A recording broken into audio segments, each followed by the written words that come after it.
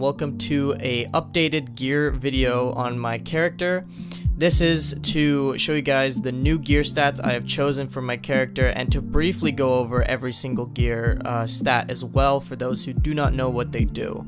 I'm going to make this video a bit shorter than the other one, as the other one was a bit long and dragged on. So I'm only going to be briefly explaining what things do. I'm not really going to go into detail, but what I will be going into detail is the changes I have made to my character and why I made them. So with that being said, let's get into the first part of armor. I'm going to go to the helmet first. So the previous helmet I was using was Revenge Mode duration was at max and exhaustion recovery was almost at max, and I had no debuff resistance. Now I am max Revenge Mode duration and near max debuff resistance with 0 exhaustion recovery. Really quick, exhaustion recovery is obvious. When you have no stamina, it's the speed you get back to your stamina bar.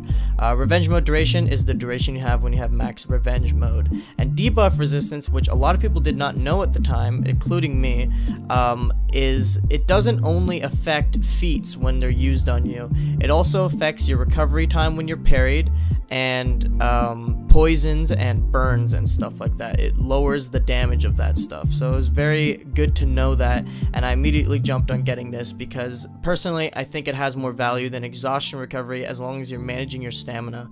And if you're in Revenge Mode, then you don't have to worry about stamina at all. So that's why I made that change.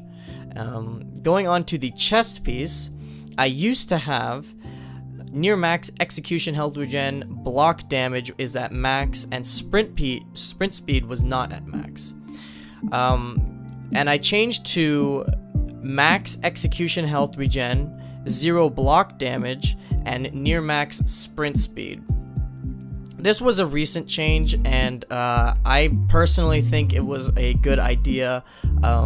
More execution health, it's very useful when I'm getting ganked and I need to get a quick execution to heal myself. It's a really good way of keeping myself in the game, as well as keeping the enemies off of me. When I kill them, they won't get revived. It's very useful, and more health just is a better trade-off in the end. And more sprint speed, the reason why I traded this for block damage is I found out that sprint speed is actually quite useful for my playstyle.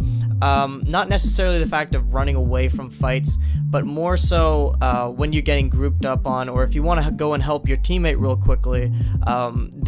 This sprint speed helps a lot. Also, when enemies are trying to run away from you, you can catch up to them. You have a better chance of catching up because you have faster sprint speed. So it is very useful. And the reason why I got rid of block damage completely is because for those who don't know what it does, block damage is the amount of damage you shave off the enemy when they block you and you do a strong attack on them, or per se any damage that can normally do more damage when they block. But the reason why I got rid of this is because a lot of enemies like to get the stat block damage resistance, which completely nullifies block damage. Even when you're revenged and you do full block damage to someone who's blocking, it doesn't really do that much more in comparison to when you get sprint speed up and execution health regen. The trade-off is more valuable in this sense, so I decided to go with that. Moving on to the arms are still the same as they were. Stamina regen and block damage resistance, these I'm pretty sure that this one is still new. I didn't change this at all, and I don't think I'm planning on changing that anytime soon. Block damage resistance basically is when you're blocking, the damage is resisted, and revive speed is how fast you revive, and stamina regen is how fast your stamina regens. Of course, not when you're out of stamina, it's when you still have stamina. Moving on to the axe, I have made the change to go to near max attack and max defense with 0 stamina cost reduction. In the other video, I mentioned that this is a good idea to go with this axe if you know what you're doing and you have good stamina management, but it's not really necessarily great in 1v1s because you can run out of stamina in those 1v1s a lot, especially if your enemy is aggressing you and they're taking off your stamina as well.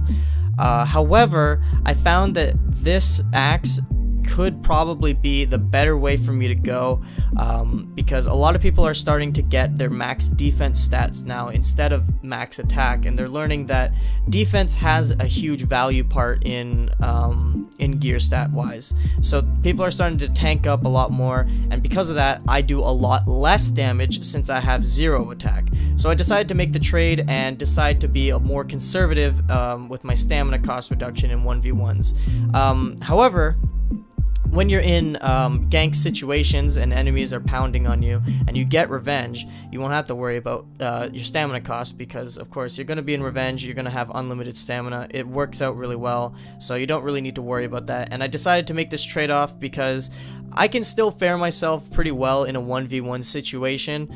I just need to not really carry through with my combos that I usually do, because in order for me to win my 1v1s when I had max defense and 0 attack, is I had to continuously pound on the enemy and get extremely huge amount of combos, and now I don't really need to do that much. I just need to land a couple lights and strong attacks and the enemy will die eventually, so it works out. And moving on to the shaft, I'm pretty sure I haven't changed anything with this, but just to go over what it does: feat cooldown reduction reduces the cooldowns of your feats. Revenge mode defense increases your defense when you're in revenge, and revenge gain by defense is when you're blocking damage, not taking damage but blocking the damage, you gain revenge. Moving on to the spike, it's also the same. I did not up my throw distance. I kept revenge mode attack at max, and I kept revenge gain by injury at max. Now the reason why I didn't level up throw distance, and I was thinking of doing it and testing it out, but I really in the end don't think it has much of a value to me in comparison to the 2 other stats, revenge mode attack and injury. Well, revenge mode attack, I used to need it a lot more, because with the axe I used to have 0 attack, so when I had max revenge mode attack it just kind of leveled it out. But now when I have revenge mode attack and the damage as well, it just adds a huge bonus to taking out enemies really quickly, especially with a strong attack. I can get them down to an execution range very easily, and I can get them out of the game without worrying about them having to be revived. Revenge gain by injury, that's just another plus. Gaining revenge when you're taking damage, you always need that. And so these 2 stats I think just overweigh throw distance. And for those who don't know what it does, throw distance is when you successfully guard break someone and you throw them into a wall, or just throw them in general. It's the distance they travel when you throw them, and I don't really think it's that valuable to me, so that's why I didn't choose it. So these are my stats for my Lawbringer, my updated stats. Hope you guys learned a few things. Hope you guys understand why I made these changes.